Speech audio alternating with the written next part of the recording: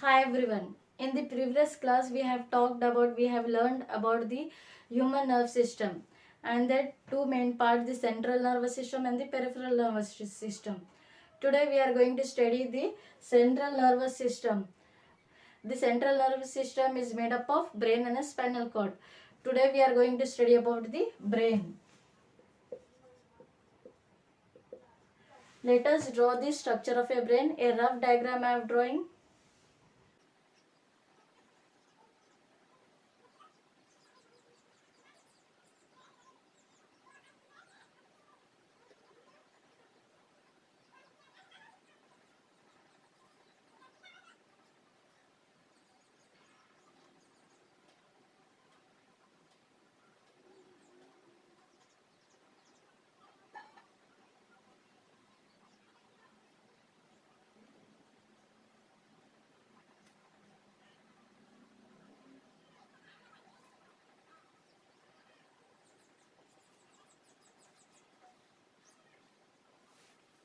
I have drawn this small picture of a brain, the diagram of the brain. Okay. The human brain is the most complex, important and a powerful organ in a human body. It is a large mass of nerve cell, and it is a grayish pink in color, and it weight approximately 1200 to 1300 grams. It is located inside the head and it's protected with the skull.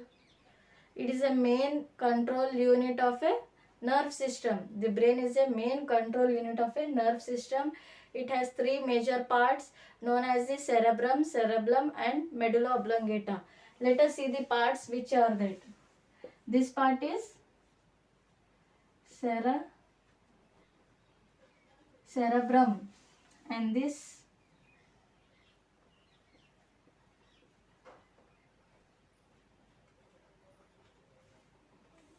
is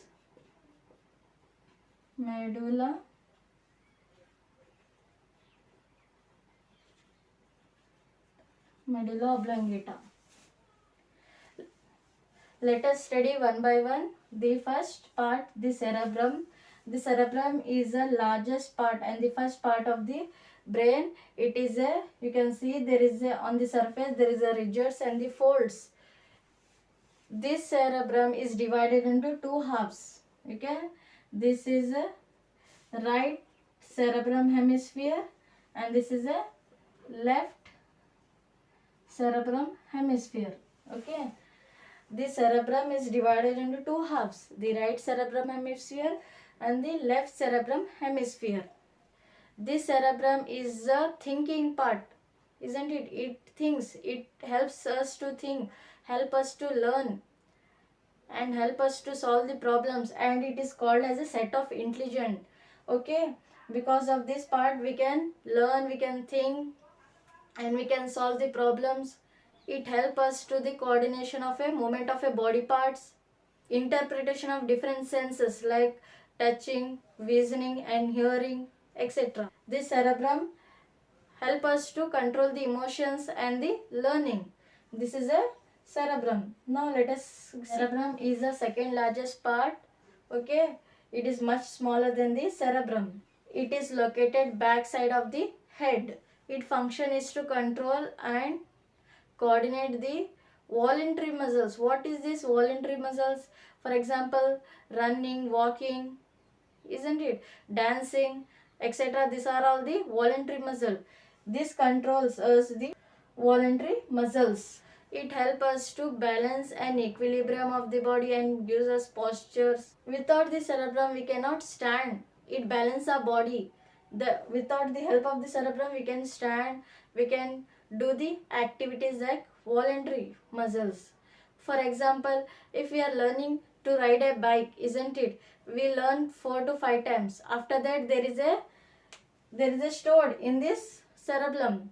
For the next time, after the 6th time, we are perfectly riding it. We no need to practice again.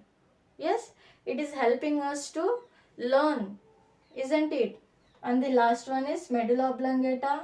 You can see it is a It is a small structure. You can see it is a small structure located lower region of the brain.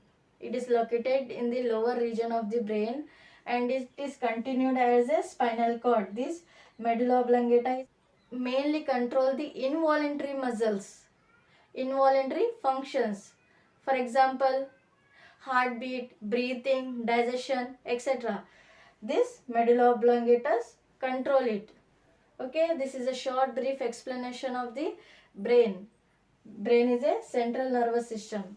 So if you like this explanation, please like and subscribe my channel. Thank you.